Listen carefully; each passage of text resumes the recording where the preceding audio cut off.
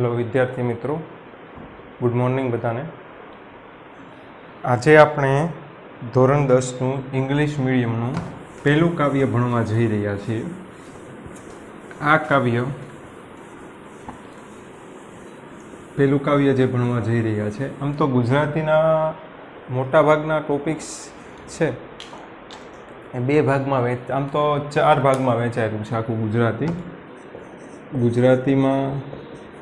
એક તો છે પદ્યનો ભાગ, બીજો છે ગદ્યનો ભાગ, ત્રીજો છે વ્યાકરણનો ભાગ, ચોથો છે લેખનનો ભાગ। આ બે ભાગ એવા છે, પદ્ય એટલે કે કાવ્યમાંથી પ્રશ્ન પૂછાય, તમને એ વિભાગ અલગ જ આખા આપેલા છે। પદ્ય એટલે કાવ્યમાંથી પ્રશ્ન પૂછાય, ગદ્ય એટલે પાઠમાંથી પ્રશ્ન પૂછાય। પછી પદ્ય અને ગદ્યમાંથી વ્યાકરણ છે એ લોકોએ અલગ કાઢેલું, એ વ્યાકરણ એમાંથી પૂછાય। અને લેખન તો એ લોકોનું જે જરૂરી છે 10માને લગતું હોય એવું 10માના લેવલનું લેખન પણ પૂછાય છે। આપણે પદ્ય વિભાગનું પદ્ય છે એમાં પહેલું કાવ્ય આપણે ભણવા જઈ રહ્યા છીએ। એક વસ્તુ ફરજિયાત છે કે તમારી પાસે કાં ટેક્સ્ટ બુક હોવી જોઈએ। ટેક્સ્ટ બુક ન હોય તો કોઈની પાસેથી ઝેરોક્સ કરીને લીધેલું પેજ હોવું જોઈએ, ને એ ન હોય તો તમારી પાસે છે ઇન્ટરનેટ ઉપરથી ડાઉનલોડ કરીને PDF હોવી જોઈએ। ડાયરેક્ટ તમે વિડીયો સાંભળવા બેઠશો, ડાયરેક્ટ તમે છે પાઠ ભણવા બેઠશો તો તમને કાંઈ સમજાશે નહીં। એટલે સ્ટ્રિક્ટલી વોર્નિંગ છે કે તમે છે PDF ડાઉનલોડ કરીને બેઠો, અથવા ટેક્સ્ટ બુક લ્યો, અથવા છે જે કાવ્ય ભણાવીએ છે એનું ઝેરોક્સ કરાવી દો। પણ જો ટેક્સ્ટ બુક ન હોય તો બીજું ઓપ્શન્સ વધારે સારો છે કે PDF ડાઉનલોડ કરી નાખીને જ્યારે તમે PDFમાંથી તમે ભણો છો અથવા ભણવા માંગો છો ત્યારે બાજુમાં છે એક રફ બુક કે ફેર બુક રાખવી, નોટ ડાઉન કરવાની। કારણ કે હું જે બોલીશ એ અમુક વસ્તુ અંડરલાઇન પણ કરાવીશ, જેથી અંડરલાઇન કરેલી વસ્તુ છે એ તમારે વારંવાર પછી છે એ વારંવાર વિડીયો છે રિવાઇન્ડ ન કરવો પડે, પોઝ ન કરવો પડે, અને એક સાથે વિડીયો સાંભળો ને એક સાથે જ તમારી ડિફિકલ્ટીઓ બધી સોલ્વ થઈ જાય। એટલા માટે છે હું તમને આગ્રહ રાખું છું, જો તમારી પાસે PDF હોય તો બાજુમાં નોટ ડાઉન કરવા માટે એક નોટ રાખો, જેથી કરીને છે તમારું અને મારું કામ સમજાવવાનું સરળ બને, તમારું સમજવાનું કામ સરળ બને, મારું સમજાવવાનું કામ સરળ બને। કાવ્ય છે તમારા ગુજરાતીમાં ઇંગ્લિશ મીડિયમમાં બહુ ઓછાય નથી, બહુ વધારે નથી, છે 2 કે 3 પાઠની સામે એકાદ કાવ્ય હોય છે। એટલે તમારે છે કાવ્યનું ઘણી વખત ઘણાને એવું હોય છે કે કાવ્યમાં પકડ સારી નથી હોતી, ને કાવ્યમાં પકડ ન હોય, પાઠમાં પકડ હોય, તો કાવ્યનું જ્યાં સુધી તમને પ્રશ્ન થાય તો એ અમુક કાવ્ય ન સમજાતા હોય તો ગોખી નાખવાનું। એકાદ બે કાવ્ય એવા છે કે જે તમારે કદાચ ગોખવા પડે, બાકી બધા કાવ્ય એવા છે કે સરળ સમજૂતી છે એ તમે લઈ શકો। પણ હું તો એવો જ આગ્રહ રાખું છું, ને હું એવી રીતે જ સમજાવીશ કે તમારે એક પણ કાવ્ય ગોખવા ન પડે। હવે આપણે આજે છે એ પહેલું કાવ્ય ભણવા જઈ રહ્યા છીએ। પહેલું કાવ્ય છે એ મોરલી કાવ્ય છે। પેલા મોરલી કાવ્યની હું વિગત તમને બોર્ડ ઉપર લખી આપું છું। મોરલી કાવ્યના કવિયત્રી છે મીરાબાઈ છે। મોરલી કાવ્યના કવિયત્રી મીરાબાઈ છે। કાવ્યનો પ્રકાર પદ પણ કહી શકાય અને ભજન પણ કહી શકાય। કાવ્યનો પ્રકાર પદ પણ કહી શકાય, ભજન પણ કહી શકાય। હું અહીંયા બાજુમાં લખું છું 4 માર્કમાં આ કાવ્ય અગત્યનું છે। 4 માર્કનો એક પ્રશ્ન એવો છે કે જે પૂછાઈ શકે, 2 માર્કનો પ્રશ્ન એક એવો છે કે જે પૂછાઈ શકે, અને 1 માર્કના ઘણા પ્રશ્નો છે જે કાવ્ય પૂરું થાય, સમજૂતી પૂરી થાય પછી હું તમને ભણાવી દઈશ, બરાબર છે। તો આપણે મોરલી કાવ્યના કવિયત્રી છે મીરાબાઈ છે। કાવ્યનો પ્રકાર પદ અને ભજન છે, પદ અથવા ભજન જે કયો એ ચાલે। પછી 4 માર્કમાં, 2 માર્કમાં કે 1 માર્કમાં કાવ્ય પૂછાઈ શકે। મીરાબાઈનો જન્મ છે રાજસ્થાન રાજ્ય અને મેળતા ગામમાં થયો હતો, બરાબર છે। એના મીરાબાઈના દાદા રાવ દુદાજીએ એક કામ કરેલું હતું કે એને કૃષ્ણની પ્રતિમા ભેટ આપી, અને મીરાબાઈમાં કૃષ્ણની ભક્તિના સંસ્કાર વાળનાર રાવ દુદાજી હતા।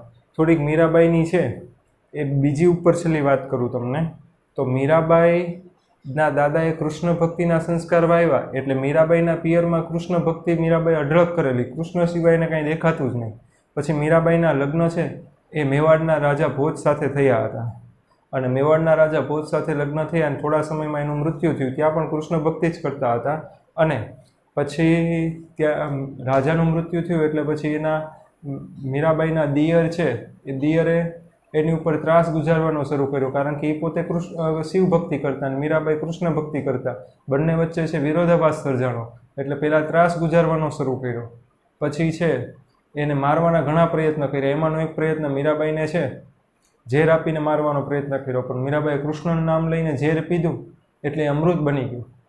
અને એના કારણે છે એ મીરાબાઈને ખૂબ લાગી આવ્યું અને પછી રાજ્ય છોડીને ચાલતા ચાલતા છે ગુજરાતમાં દ્વારકા પહોંચે છે. ત્યાં અઢળક કૃષ્ણ ભક્તિ કરે છે અને કહેવાય છે કે કૃષ્ણની પ્રતિમામાં છે એ અંતે સમાઈ જાય છે.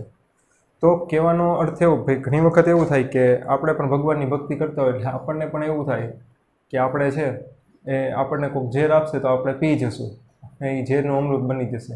એવું નથી થતું. મીરાબાઈને એવી કોઈ લાલસા નહોતી કે પોતે ઝેર પીવે એનું અમૃત બની જાય, કૃષ્ણ એને બચાવે. ત્યારે કૃષ્ણ એને બચાવવા આવ્યા. આપણે તો પીતા પહેલાં જ તે લાલસા હોય કે આપણું ઝેરનું અમૃત છે એ બની જાય તો જ પીવું છે. એવી રીતના કોઈ પણ પ્રકારની ભક્તિ છે એ કોઈ લાલસા વગર જ થાય. એક બહુ મસ્ત ઉદાહરણ આપું કે એક વ્યક્તિ અકબર છે એ એક જંગલમાં શિકાર કરવા માટે એના યોદ્ધાઓને લઈને, એના સિપાહીઓને લઈને નીકળો. તે થયું એવું કે નમાઝનો ટાઈમ થયો એટલે એ પછી પોતાની રથ ઉપરથી ઉતરીને જંગલની વચ્ચે મુસલ્લો પાથરીને છે નમાઝ પડવા બેઠે છે. અને નમાઝ પડવા બેઠે થોડીક વાર થાય, હજી નમાઝ પડતો હોય ત્યાં જ તે એની બાજુમાંથી જ તે એક વ્યક્તિ દોડમ દોડ છે એ પસાર થાય છે. એને નથી ખબર હોતી રાજા છે કે નહીં એમ, અને એ દોડતો દોડતો નીકળી જાય છે. અને પછી ઓલો અકબરને તરત નમાઝ પૂરી થાય એટલે તરત એના સિપાહીઓને આદેશ કરે છે કે પેલો જે મારી નમાઝમાં ખલેલ પહોંચાડીને દોડતો દોડતો ગયો એને મારી સામે પકડીને લાવો, મારે એને સજા કરવી છે. ત્યારે સિપાહીઓ છે શોધખોળ કરે છે ને થોડી શોધખોળ પછી છે એ જાય છે, પેલો પકડાઈ જાય છે અને અકબર સામે હાજર કરવામાં આવે છે. તો અકબર એને ગુસ્સે થઈને કહે છે, તને નથી ખબર પડતી એક નમાઝ પડતો તો એની બાજુમાંથી ન નીકળાય, તને દેખાયું નહીં, ક્યાં ગયો હતો? કે હું તો મારી પ્રેમિકા અહીંયાથી ગઈ હતી, એને શોધતો શોધતો છે હું આ બાજુથી નીકળ્યો હતો, પણ હું એમાં એટલો બધો ખોવાયેલો હતો કે તમે નમાઝ પડતા હતા એ ખબર ન રહી. પણ મને એ નથી સમજાતું કે તમે નમાઝ પડવામાં એટલા ઓછા તલ્લીન હતા કે હું બાજુમાંથી નીકળો એ તમને દેખાઈ ગયું. એટલે તમારે ઈશ્વરની ભક્તિ વધારે હતી કે મારી પ્રેમિકાની ભક્તિ વધારે હતી એ મને કંઈ સમજાણું નહીં. અને અકબરને આ લાગી આવે છે અને પેલા વ્યક્તિને છોડી દે છે, બરાબર. એટલે ઘણી વખત એક મીરાબાઈનું કાવ્ય છે, એસી લાગી લગન મીરા હો ગઈ મગન, વો તો ગલી ગલી હરિગુણ ગાને લગી, મહેલો મેં પલી જોગન બન કે ચલી, વો તો પ્રેમ દીવાની કહલાને લગી. ભાઈ મીરાબાઈને કૃષ્ણ ભક્તિની એવી લગન હતી કે એની એ કૃષ્ણ ભક્તિમાં જ મગ્ન હતી. એનું પાલન પોષણ મહેલમાં થયું હતું, પણ સમય એવો આવ્યો કે જોગણ બનીને છે ચાલી નીકળી દ્વારકા પહોંચી ગઈ. અને પછી છેલ્લે એને એ કૃષ્ણ ભક્તિમાં એટલી બધી તત્પર થઈ ગઈ કે એનું ઉપનામ જ તે પ્રેમ દીવાની પડ્યું. હું અહીંયા લખું છું, મીરાબાઈનું ઉપનામ છે એ પ્રેમ દીવાની છે. એક છે એક પિક્ચરનું ગીત છે કે એક થી રાધા એક થી મીરા, દોનો ને શ્યામ કો ચાહા, એક થી દર્શ દીવાની એક થી પ્રેમ દીવાની. એટલે રાધા અને મીરા બંને કૃષ્ણને પ્રેમ કર્યો હતો, પણ એક ખાલી દર્શને જ ઈચ્છતી હતી અને એક છે કૃષ્ણનો પ્રેમ ઈચ્છતી હતી, બરાબર. કૃષ્ણની પત્નીનું જેટલું નામ નથી લેવાતું એટલું રાધાનું નામ લેવાય છે, કૃષ્ણના બીજા ભક્તોનું જેટલું નામ નથી લેવાતું એટલું મીરાબાઈનું નામ લેવાય છે, બરાબર. તો આ છે એનો પરિચય. આગળ જોઈએ કે મીરાબાઈએ હિન્દી ભાષામાં, ગુજરાતી ભાષામાં, ગુજરાતી ભાષામાં, વ્રજ ભાષામાં અને રાજસ્થાની કઈ ભાષામાં છે એને કાવ્ય લખેલા છે, કૃષ્ણ ભક્તિના પદો લખેલા છે. મીરાબાઈએ નાનપણથી જ કૃષ્ણ ભક્તિ કરેલી છે, નાનપણથી જ કૃષ્ણ ભક્તિ કરેલી છે.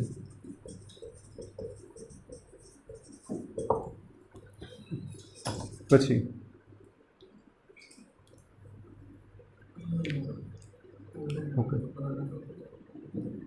નાનપણથી જ કૃષ્ણ ભક્તિ કરેલી છે. પછી મીરાબાઈના પદોમાં સંવેદના અને ભાષાની સાદગી જોવા મળે છે। આ બે વિશિષ્ટતા છે એના પદોની, ભાષાની સાદગી અને સંવેદના જોવા મળે છે। આ મીરાબાઈના પદોની વિશિષ્ટતા છે। આ મેં લેખક પરિચયમાં, કવિ પરિચય કે લેખક પરિચય આપ્યો છે એમાંનું વાંચ્યું છે। હવે આપણે વાંચતા જઈએ છીએ અને અંડરલાઈન કરતા જઈએ છીએ। મીરાબાઈ, પછી અહીંયા લખું છું 16મી સદીમાં થઈ ગયા મીરાબાઈ। નરસિંહ મહેતા છે એ 15મી સદીમાં થઈ ગયેલા છે। તો પહેલો પેરેગ્રાફ વાંચું છું। મીરાબાઈનો જન્મ રાજસ્થાનના મેડતા ગામમાં થયો હતો। ત્યાં અંડરલાઈન કરવા જેવી છે। અહીંયા પણ મેં લખેલું છે કે રાજસ્થાનના મેડતામાં થયેલો હતો। અહીંયા લખ્યું છે નાનપણથી જ એને કૃષ્ણ ભક્તિનો રંગ લાગેલો હતો, એ પણ અંડરલાઈન કરવા જેવું છે। પછી તેમણે મેવાડ, વ્રજ, દ્વારિકામાં સાધુ સંતો સાથે કૃષ્ણ જીવન વિતાવ્યું હતું। પછી હવે અંડરલાઈન કરવા જેવી છે અને કઈ કઈ ભાષામાં પદો લખ્યા છે। હિન્દી, ગુજરાતી ને વ્રજ ભાષામાં છે અને રાજસ્થાની ભાષામાં પદો લખ્યા છે। પછી એના પદોમાં કઈ બે વિશિષ્ટતા જોવા મળે છે? સંવેદના અને ભાષાની સંવેદના, સંત હૃદયની સંવેદના અને ભાષાની સાદગી જોવા મળે છે। હવે આટલું પહેલાં રિવાઇઝ કરી જઈએ। મોરલી કાવ્ય 4 માર્કમાં પૂછાઈ શકે, એટલે 1 માર્કનો 4 માર્કનો એક પ્રશ્ન છે। 2 માર્કમાં પૂછાઈ શકે, 2 માર્કનો એક પ્રશ્ન છે। પછી 1 માર્કમાં પૂછાઈ શકે। મોરલી કાવ્યના કવિયત્રી છે મીરાબાઈ છે। કાવ્યનો પ્રકાર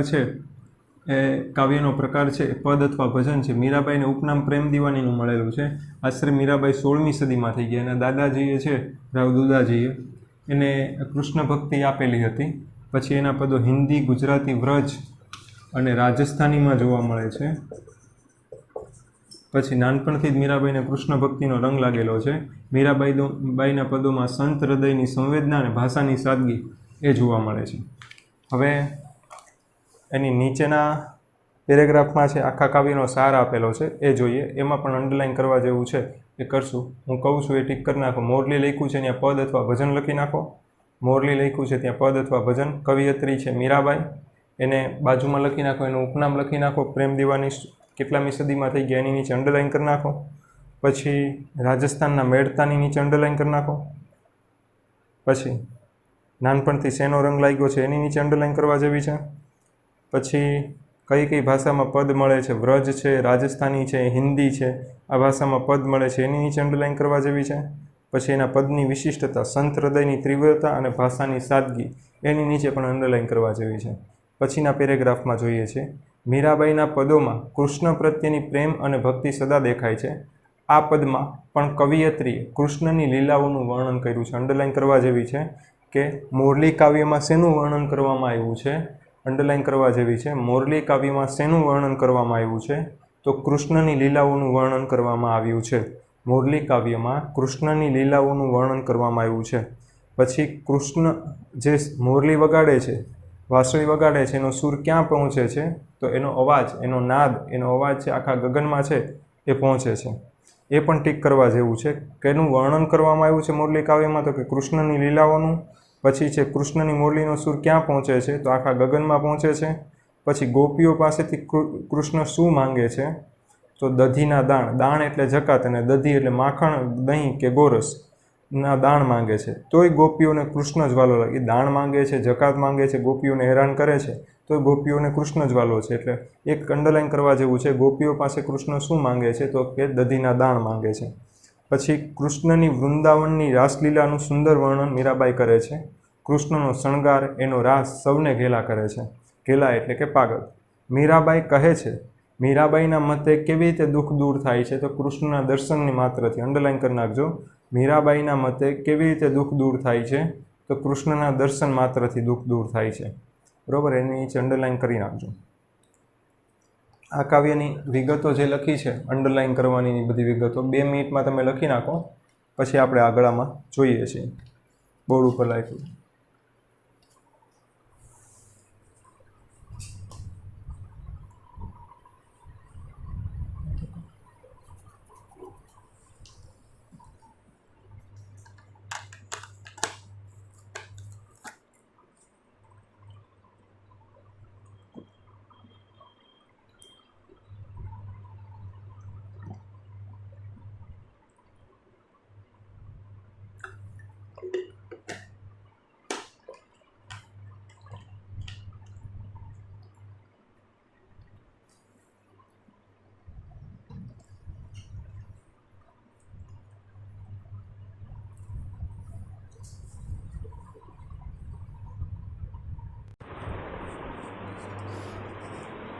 જોઈ લઈએ.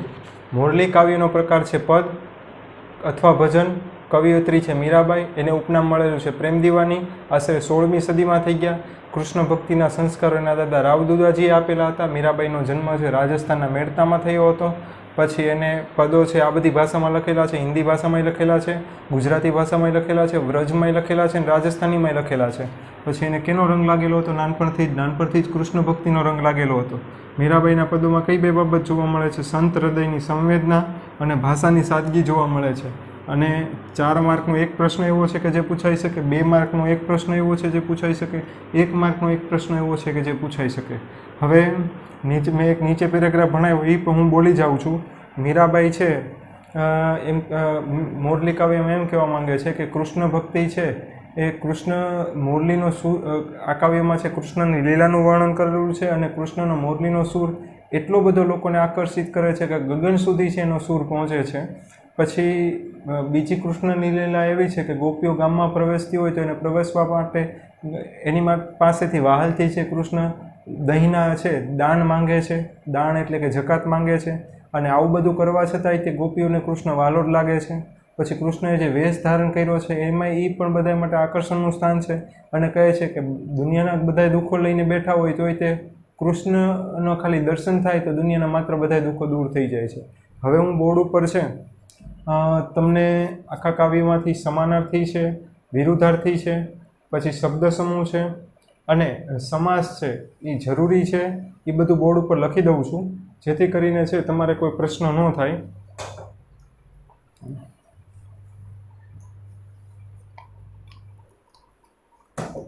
અહીંયા હવે આપણે જોઈએ છીએ મોરલી કાવ્યના તે વિગતો. પછી છે તમને લખવાનો સમય આપીશ એટલે તમે તમારી બુકમાં જો PDF હોય તો રફ બુકમાં પછી ઉતારી નાખજો. આપણે જોઈએ છીએ કાવ્યમાંથી જે જરૂરી શબ્દો છે. સમાનાર્થી હશે તો બાજુમાં સ લખીશ, સમા લખીશ અને બાકી શબ્દ સમૂહ હશે તો એ પ્રમાણે છે ક્યાંક લખશું. નાદ એટલે અવાજ અને રવ સમાનાર્થી. પછી છે ઘેલું એટલે પાગલ સમાનાર્થી. પછી ગગન એટલે આકાશ નભ સમાનાર્થી. પછી દધી એટલે દહીં મહી અને ગોરસ સમાનાર્થી. પછી વૃંદાવન શબ્દ આપ્યો છે વૃંદથી ભરેલું વન એટલે છે વૃંદાવન. વૃંદથી ભરેલું વન એટલે વૃંદાવન. આ શબ્દ સમાસમાં પૂછાઈ શકે અને સમાસ કયો તો મધ્યમ પદલોપી સમાસ થાય. મધ્યમ પદલોપી સમાસ. જો તમે અહીંયા વૃંદથી ભરેલું વન એટલે વૃંદાવન બરાબર. પેલું તમને વૃંદાવન શબ્દ પૂછે કયો સમાસ છે એમ પૂછે તો મધ્યમ પદલોપી સમાસ લખવાનું અને વિગ્રહ સાથે પૂછે તો વૃંદથી ભરેલું વન અથવા તુલસીઓનું વન એને મધ્યમ પદલોપી સમાસ કહેવાય. પછી છે બિરાજવું. બિરાજવું શોભાયમાન. શોભાયમાન આ સમાનાર્થીમાં પૂછાય. પછી પીળા રંગનું વસ્ત્ર એટલે પીતાંબર. પીળા રંગનું વસ્ત્ર એટલે પીતાંબર. આ તમને છે સમાસમાં પૂછાઈ શકે તો મધ્યમ પદલોપી સમાસ થાય. મધ્યમ પદલોપી સમાસ સાથે શબ્દ સમૂહમાં પણ પૂછાઈ શકે. શબ્દ સમૂહમાં પણ પૂછાઈ શકે. ફરીવાર પીળા રંગનું વસ્ત્ર એટલે શું થાય? પીતાંબર થાય. પીળા રંગનું વસ્ત્ર એટલે બરાબર છે. આ એનો વિગ્રહ છે અને આ કયો સમાસ છે? મધ્યમ પદલોપી સમાસ છે. આ વિગ્રહ છે અને કયો સમાસ છે? મધ્યમ પદલોપી સમાસ છે. પીતાંબર બરાબર. અને તમને એમ કે શબ્દ સમૂહ તો શબ્દ સમૂહમાં આવી રીતના થઈ શકે. વિગ્રહ કરવાનો કે તો આ વિગ્રહ છે. પછી પેલો કપડા ઉપર કપડા પર ભરતકામ કરેલું. ભરતકામ કરેલું કપડા પર ભરતકામ કરેલું એને ઝરકસી કહેવાય. અને આ પણ તમને પૂછાય શબ્દ સમૂહમાં પૂછાય. પછી લુગડાનો કટકો એટલે પટકો થાય. આ તમને પૂછાય શબ્દ સમૂહમાં. લુગડાનો કટકો એટલે પટકો થાય, શબ્દ સમૂહમાં પૂછાય. પછી કાનમાં પહેરવાનું ઘરેણું એટલે કુંડળ થાય. આ પણ શબ્દ સમૂહમાં પૂછાય. પછી આજુબાજુ વૃક્ષો છે તેવી ગલી એટલે કુંજ ગલી. આ પણ તમને છે શબ્દ સમૂહમાં પૂછાય.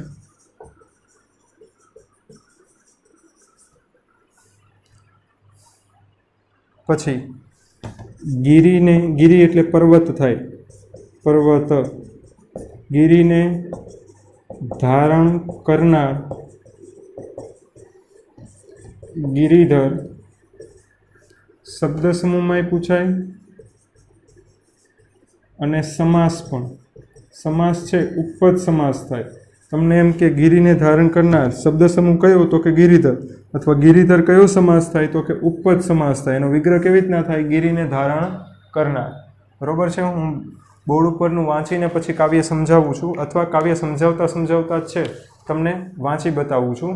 કાવ્ય સમજાવતા બોર્ડ ઉપરનું વાંચી બતાવું છું. આપણે જોઈએ, પછી લખવાનો સમય આપીશ, કાવ્ય સમજાવી દઉં. પછી પહેલી પંક્તિ એવું કહે છે, વાગે છે રે વાગે છે, વૃંદાવનમાં મોરલી વાગે છે. જ્યાં કૃષ્ણએ લીલા કરી, બરોબર છે, એ લીલા કરી છે એ જગ્યાએ કૃષ્ણ શાંતિથી એક વૃક્ષની નીચે બેઠીને મોરલી વગાડે છે. તેનો નાદ, અને મોરલી વગાડે છે એના સૂર અત્યંત પ્રિય હોય છે, અત્યંત સુરીલા હોય છે. એટલે એના સૂર છે બધી જગ્યાએ ફેલાયેલા છે. અને એ ફેલાયેલા છે એટલે એટલા વિસ્તરે છે, ગગન સુધી વિસ્તરે છે. કહેવાય છે કે સમુદ્રની ભરતી રોકાઈ જાય છે, પક્ષીઓ ઉડતા હોય એ કૃષ્ણ પાસે આવીને ગાયોના ધણ આવી જાય છે, ગોપીઓ પણ પોતાનું કામ મૂકીને આવી જાય છે. આટલી કૃષ્ણની મોરલીની અસર હોય છે. પછીની પંક્તિ કહે છે, આ પહેલી એની લીલા હતી. મોરલી વગાડે છે ને બધાને ચકિત કરી દે છે, એની પહેલી લીલા હતી. બીજી લીલા એવું કહે છે, વૃંદાવન તે વનને માર્ગે જતા. એટલે કે વૃંદાવનમાં જતા, જ્યારે ગામમાં એન્ટર થાય, ગામમાં પ્રવેશ થાય ગોપીઓનો, માટલું લઈને એમાં દહીં હોય છે, માખણ હોય છે, એ લઈને જ્યારે ગામમાં પ્રવેશ થાય તો પ્રવેશવા માટે કૃષ્ણ એની પાસેથી દાણ એટલે કે જકાત અને દધી એટલે કે માખણ દહીંના દાણ માંગે છે. વહાલો એટલે અહીંયા થાય કૃષ્ણ. પ્રશ્ન પૂછાય કે આ કાવ્યમાં વહાલો શબ્દ કોની માટે વાપરો છે? પ્રશ્ન પૂછાય, આ કાવ્યમાં વહાલો શબ્દ કોની માટે વાપરો છે? તો કે શ્રી કૃષ્ણ માટે વહાલો શબ્દ વાપરો છે. કોની માટે વાપરો છે? તો કે શ્રી કૃષ્ણ માટે. બરોબર છે. તો વૃંદાવનના માર્ગે જાય છે ગોપીઓ અને ગામમાં પ્રવેશ કરે છે, એ વખતે જ કૃષ્ણ એને રોકે છે, પ્રેમ ભૈરા એને હેરાન કરે છે. વહાલો તોય શબ્દ વાપરો છે, હેરાન કરે છે તોય. કોની માટે છે? શ્રી કૃષ્ણ માટે. એટલે ગોપીઓ પાસે જકાત માંગે છે, પણ કેની? દહીં રૂપી, થોડી ઘણી. પછી વૃંદાવનમાં રાસ રચાય. ત્રીજી લીલા કઈ? પહેલી લીલા તો મોરલી વગાડવાની હતી. બીજી લીલા છે ગોપીઓને રોકીને એની પાસેથી પ્રેમ ભર્યું દાણ માંગે છે, જકાત માંગે છે. ત્રીજી લીલા કઈ? તો વૃંદાવનમાં બધાય લોકો ભેગા થયા છે, એની વચ્ચે કૃષ્ણ ઊભા રહી ગયા છે અને ત્યાં છે એ રાસ રચે છે. વહાલો એટલે શ્રી કૃષ્ણ રાસ રચે છે. ત્યારે કૃષ્ણ કેવા દેખાય છે એની ત્રીજી બે પંક્તિમાં છે વર્ણન છે. રાસ રચે છે ત્યારે કૃષ્ણ કેવા દેખાય છે એનું વર્ણન પછીની બે પંક્તિમાં છે. તો જો પેલું કેવું છે, તો પીળા પીતાંબર ઝરકસી જામો. એને પીળા રંગનું ધોતિયું આવે, એટલે પીતાંબર એ રંગબેરંગી આવે, ધોતિયું સફેદ આવે એની જેવું. તે નીચે પહેરવાનું જે કપડું છે એ પીળા રંગનું છે, અને બીજું સાથે ઉપર ઢાંકવાનું જે છે એ ભરતકામ કરેલું કાપડ છે, એટલે ઝરકસી જામો છે. પીળા રંગનું વસ્ત્ર છે, ઝરકસી જામો છે. બોલો કેમ મિસ ઇન્ડિયા કે મિસ યુનિવર્સ છે એને જ્યારે ઇનામ મળે ત્યારે આવો પટ્ટો આવે, એવો પટ્ટો છે એ લુગડાનો પટકો પણ છે એના શરીર ઉપર, ઉપરના ભાગમાં ખેસ જેવું છે, પીળા રંગનું વસ્ત્ર છે, ઝરકસી જામો છે અને પટકો છે એટલે કે કાપડનો ટુકડો છે, કાનમાં છે કુંડળ છે, કાનમાં કુંડળ છે, પછી છે માથે મુગટ છે અને મુખમાં હોઠ ઉપર છે મોરલી વિરાજે. તમને 2 માર્કમાં મેં તમને કીધું હતું 2 માર્કનો એક પ્રશ્ન હશે, અહીંયા લખ્યું હતું બરોબર, એમાં મેં તમને કીધું હતું 2 માર્કનો પ્રશ્ન કયો, તો હવે આ છે કૃષ્ણના પહેરવેશનું વર્ણન કરો. તો હું પહેરવેશ ફરીવાર બોલું છું. એક તો પીળા રંગનું વસ્ત્ર છે, બીજું ઝરકસી જામો છે, એના શરીર ઉપર છે એ પટકો છે, પછી કાનમાં કુંડળ છે, માથે મુગટ છે અને મુખ એટલે કે હોઠ ઉપર છે મોરલી શોભે છે. આ 2 માર્કમાં તમારે લખવાનું કૃષ્ણનું પહેરવેશ. પછી વૃંદાવનની કુંજ ગલીમાં, બરોબર, એના બધી લીલાઓ મેં પહેલું લીલાનું વર્ણન કર્યું, મોરલી વગાડે છે ને એનો આખો સૂર છે આકાશ સુધી ફેલાય છે. બીજી લીલાનું વર્ણન કર્યું તો ગોપીઓને રોકે છે અને એની પાસેથી દાણ માંગે છે. ત્રીજી લીલાનું વર્ણન કર્યું, રાસ રચે છે, એની વચ્ચે શોભાયમાન છે ને એમાં કેવો પહેરવેશ છે એ પણ અત્યારના જોયું, પીતાંબર છે, ઝરકસી જામો છે, પટકો છે, પછી કાનમાં કુંડળ છે, માથે મુગટ છે, હોઠ ઉપર મોરલી છે. તો એ પછી આ વૃંદાવનની કુંજ ગલીમાં એટલે આજુબાજુ વૃક્ષો છે, ઘટાદાર છાંયો જ બધે છે, એવી કુંજ ગલીઓમાં કૃષ્ણ છે થનક થનક થઈ ના. થનક થનક કેમ લખ્યું? કારણ કે આખા શરીરમાં ઘરેણા પહેર્યા છે અને નાચે ત્યારે એનો ઘરેણાનો અવાજ આવે છે એટલે લખ્યું છે કે થનક થનક થઈ નાચે છે. અને છેલ્લે કહે છે કે આવા, મીરાબાઈ છેલ્લે કહે છે કે આવા કૃષ્ણના દર્શન કરીએ તો દુઃખ ભાંગી જાય છે, એટલે કે દુઃખ દૂર થઈ જાય છે કૃષ્ણના દર્શન માત્રથી નથી. બરાબર, અહીંયા કૃષ્ણની લીલાઓનું વર્ણન કરેલું છે, સાથે કૃષ્ણના પહેરવેશનું વર્ણન કરેલું છે અને મીરાબાઈના મતે ક્યારે દુઃખ દૂર થાય છે તેનું પણ વર્ણન કરેલું છે. બરાબર, હવે અંડરલાઇન કરવાની છે બધી જગ્યાએ. હું આખા કાવ્યમાં અંડરલાઇન તમને કરાવતો જાઉં છું. મોરલીની બાજુમાં પદ અથવા ભજન લખો, પછી મીરાબાઈ લખ્યું છે ન્યાયનું બિરુદ લખો પ્રેમ દીવાની. મોરલીની બાજુમાં પદ અથવા ભજન લખો, મીરાબાઈ લખ્યું છે ત્યાં બાજુમાં એનું ઉપનામ લખો પ્રેમ દીવાની. પછી મીરાબાઈનો જન્મ કેટલામી સદીમાં થયો એ ટીક કરો. પછી મીરાબાઈનો જન્મ ક્યાં થયો છે એ ટીક કરો, રાજસ્થાનના મેળતામાં ટીક કરો, રાજસ્થાનના મેળતામાં. પછી આગળ મીરાબાઈને કેનો રંગ લાગેલો છે, કૃષ્ણ ભક્તિનો રંગ લાગેલો છે એ ટીક કરો. પછી બીજા ફકરાની 2 લીટીમાં આવો કે મીરાબાઈના પદો કઈ કઈ ભાષામાં જોવા મળે છે. તો મીરાબાઈના પદો ગુજરાતી ઉપરાંત વ્રજ, રાજસ્થાની અને હિન્દી ભાષામાં જોવા મળે છે. અંડરલાઇન કરી નાખો, મીરાબાઈના પદો કઈ કઈ ભાષામાં જોવા મળે છે, વ્રજ, રાજસ્થાની અને હિન્દી ભાષામાં જોવા મળે છે. પછી મીરાબાઈના પદોમાં કઈ 2 બાબત જોવા મળે છે, સંત હૃદયની તીવ્રતા અને ભાષાની સાદગી, એ પણ અંડરલાઇન કરી નાખો. પછી 5-6 લીટીનો કવિ પરિચયનો ફકરો છે ત્યાં. આ મોરલી કાવ્યમાં મીરાબાઈ કેનું વર્ણન કરે છે તો કે કૃષ્ણ લીલાનું વર્ણન કરે છે એ ટીક કરી નાખો. મોરલી કાવ્યમાં મીરાબાઈ કૃષ્ણ લીલાનું વર્ણન કરે છે એ ટીક કરી નાખો. પછી મીરાબાઈનો મોરલીનો સૂર ક્યાં ગાજી ઉઠે છે તો આખા ગગનમાં ગાજી ઉઠે છે એ ટીક કરી નાખો. મીરાબાઈનો મોરલીનો સાર છે આખા ગગનમાં ગાજી ઉઠે છે એ ટીક કરી નાખો. પછી ગોપીઓ કૃષ્ણ પાસે શું માંગે છે, અંડરલાઇન કરી નાખો, ગોપીઓ કૃષ્ણ પાસે શું માંગે છે ટીક કરી નાખો, દધીના દાણ માંગે છે. પછી છેલ્લેથી હવે પાછા કાવ્યમાં પહોંચો, કાવ્યમાં છે ટીક કરાવો, કાવ્યમાં ટીક કરવાનું છે. ત્યાં ઓલું વહાલો શબ્દ લખ્યું છે એમાં લખી નાખો ઉપર અંડરલાઇન કરીને, વહાલો શબ્દ આ કાવ્યમાં શ્રી કૃષ્ણ માટે પ્રયોજાય છે. વહાલો શબ્દ આ કાવ્યમાં શ્રી કૃષ્ણ માટે પ્રયોજાય છે. પછી ઓલી પીળા પીતાંબરથી માંડીને મુખ ઉપર મોરલી બિરાજે છે ત્યાં ટીક કરી નાખો. આખી 2 પંક્તિ, પીળા પીતાંબરથી માંડીને મુખ ઉપર મોરલી બિરાજે છે ત્યાં 2 પંક્તિમાં ટીક કરી નાખો. આ 2 પંક્તિ છે એ તમને 2 માર્કમાં પૂછાય કે કૃષ્ણના પહેરવેશનું વર્ણન કરો, કૃષ્ણના પહેરવેશનું વર્ણન કરો. આ 2 પંક્તિમાં ટીક કરી નાખો. પછી કોના દર્શન કરવાથી દુઃખ દૂર થાય છે એ ટીક કરી નાખો. તો કે ગિરિધરના દર્શન કરવાથી દુઃખ ભાંગે છે. એની ઉપર તે કૃષ્ણ ક્યાં થનક થનક થઈ નાચે છે એ ટીક કરી નાખો. હવે સ્વાધ્યાયમાં પહોંચો. દાણ શબ્દ ટીક કરો, દાણ શબ્દ, દધી શબ્દ ટીક કરો, દાણ શબ્દ, દધી શબ્દ ટીક કરો. એ બંને સમાનાર્થીમાં પટકો શબ્દ ટીક કરો શબ્દ સમૂહમાં, પટકો શબ્દ શબ્દ સમૂહમાં. પછી પેજ ફેરવો. પીળા રંગનું વસ્ત્ર શબ્દ સમૂહમાં, અને એ સમાસમાં પણ પૂછાય. વૃંદાવન શબ્દ સમૂહમાં અને સમાસમાં પણ પૂછાય. પછી કાને પહેરવાનું ઘરેણું શબ્દ સમૂહમાં જ પૂછાય. ગિરિધર શબ્દ સમૂહ ને સમાસ બંનેમાં પૂછાય. હવે ખાલી જવાબ ટીક કરી નાખો. કોના દર્શન કરવાથી મીરાબાઈને દુઃખ દૂર થાય છે? તો કૃષ્ણના ગિરિધરના દર્શન કરવાથી.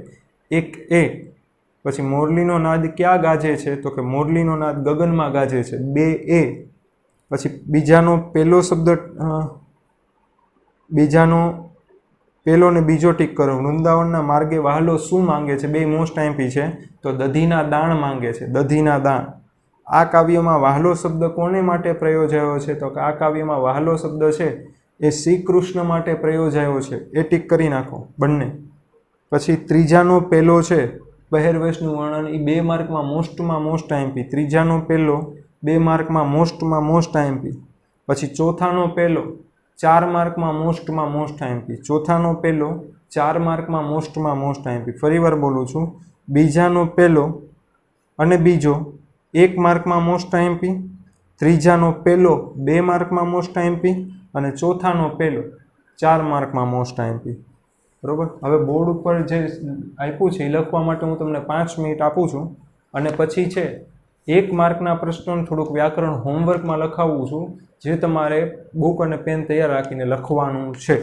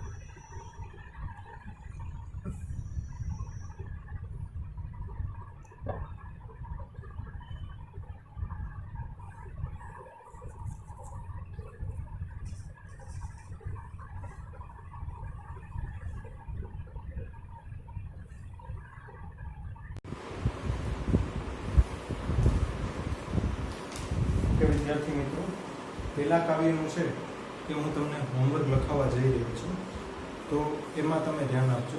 અને પહેલાં 1-2 વાક્યના પ્રશ્નો લખાવું છું, પછી શબ્દ સમૂહ લખાવું છું, પછી છે એ સમાનાર્થી લખાવું છું, અને પછી સમાસ લખાવું છું. તો લખો પહેલો પ્રશ્ન. મોરલી કાવ્યનો પ્રકાર જણાવો. મોરલી કાવ્યનો પ્રકાર જણાવો.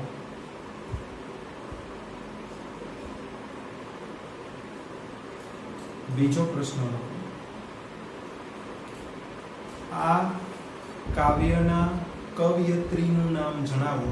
આ કાવ્યના કવયત્રીનું નામ જણાવો.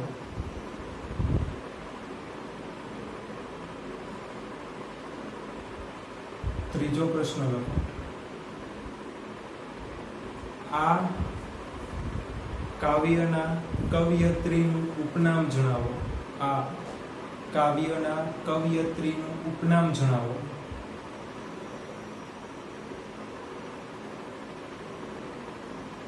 પછી આ કાવ્યના કવયત્રીનું જન્મસ્થળ જણાવો. આ કાવ્યના કવયત્રીનું જન્મસ્થળ જણાવો.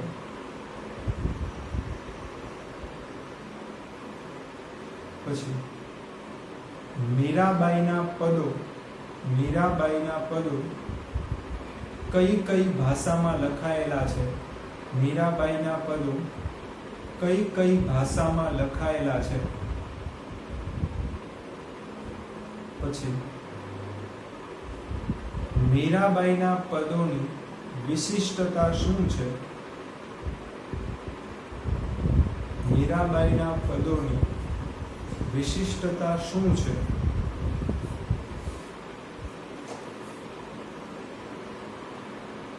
પછી મીરાબાઈએ આ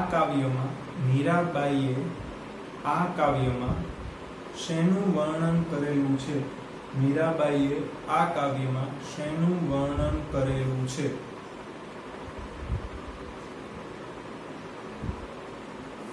પછી વાંસળીનો સૂર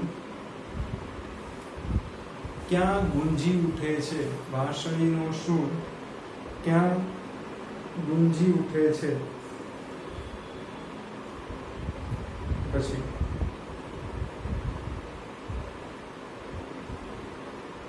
કૃષ્ણ ગોપીઓ પાસે શું માંગે છે. કૃષ્ણ ગોપીઓ પાસે શું માંગે છે. અને તેની ગોપીઓ પર શી અસર થાય છે. અને તેની ગોપીઓ પર શી અસર થાય છે. પછી કૃષ્ણ ક્યાં બિરાજે છે.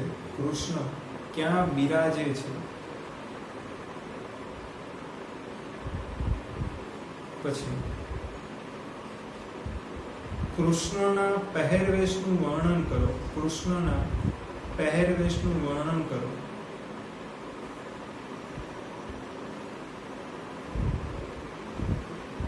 પછી કૃષ્ણ કુંજ ગલીઓમાં શું કરી રહ્યો છે. કૃષ્ણ કુંજ ગલીઓમાં શું કરી રહ્યો છે.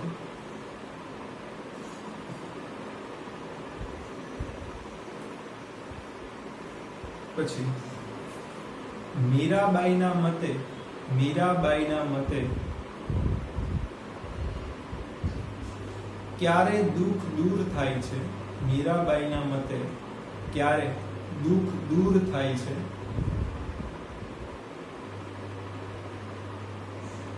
પછી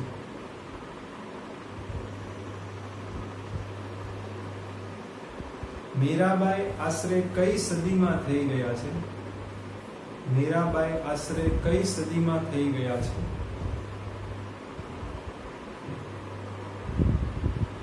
પછી આ કાવ્યમાં શેનો મહિમા વર્ણવ્યો છે. આ કાવ્યમાં શેનો મહિમા વર્ણવ્યો છે?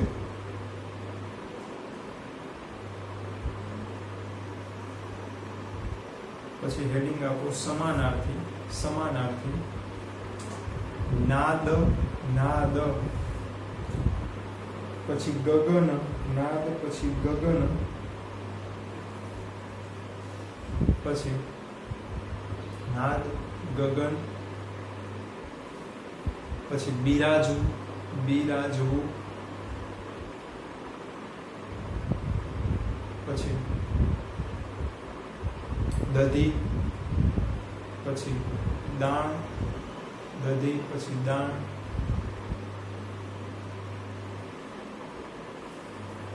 હેડિંગ આપો હવે શબ્દ સમૂહ માટે એક શબ્દ. શબ્દ સમૂહ માટે એક શબ્દ. પહેલું ગિરિને ધારણ કરનાર. ગિરિને ધારણ કરનાર. બીજું જ્યાં આજુબાજુ વૃક્ષો છે, જ્યાં આજુબાજુ વૃક્ષો છે તેવી ગલી. જ્યાં આજુબાજુ વૃક્ષો છે તેવી ગલી. ત્રીજું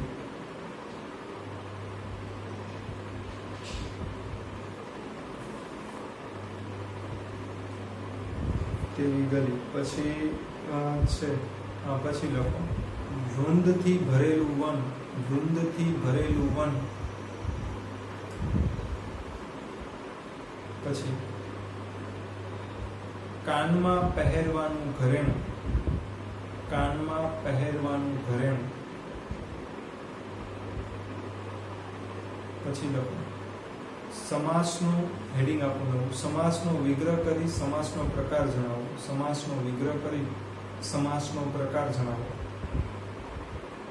પહેલું લખો ગિરિધર, ગિરિધર. બીજું લખો વૃંદાવન.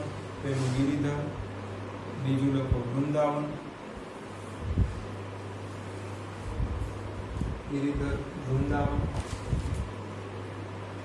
પીતાંબર, પીતાંબર. તમારું અહીંયા પહેલું કાવ્ય પૂરું થાય છે.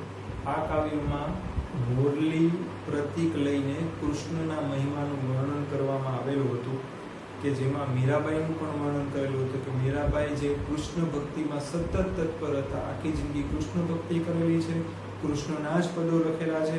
એના રાજ્યમાં એને કૃષ્ણ ભક્તિ કરવાની ના પાડી, એને હેરાન કરવામાં આવ્યા, તો સાધ્વી બનીને એને રાજસ્થાન છોડી ગુજરાતમાં આવી દ્વારકામાં કૃષ્ણ ભક્તિ કરવા લાગ્યા અને કહેવાય છે કે અંતે કૃષ્ણની મૂર્તિમાં સમાઈ ગયા.